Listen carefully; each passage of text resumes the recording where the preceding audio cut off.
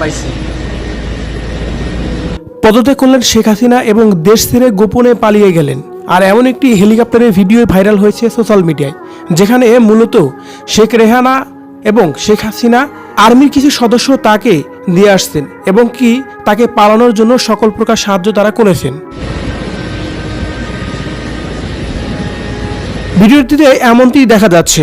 তবে আসল খবর হলো শেখ হাসিনা মূলত 1টার দিকে গণভবনে গিয়েছিলেন এবং 1:15 মিনিটে তার পদত্যাগপত্র জমা দিয়েছেন রাষ্ট্রপতির কাছে। আর 1:30টার দিকে গণভবন থেকে বের হয়ে সরাসরি হেলিকপ্টার যোগে তাকে পালানোর জন্য সাহায্য করা হয়।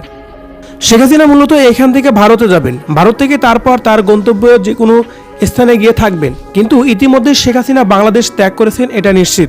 আর ভাইরাল ভিডিওতে এমনই বোঝা যাচ্ছে। প্রিয় দর্শক, অবশেষে সকল জল্পনা কল্পনার অবসান ঘটিয়ে প্রধানমন্ত্রী শেখ হাসিনা পদত্যাগ করেছেন আর পদত্যাগ করে দেশ ছেড়ে পালিয়েও গেছেন। এই বিষয়টা সত্যিকার অর্থে আপনি কেমন লেগেছে আপনার? অবশ্যই কিন্তু কমেন্ট করে জানিয়ে দিবেন কমেন্ট বক্সে। ধন্যবাদ পুরো ভিডিওটি দেখে সঙ্গে থাকার জন্য।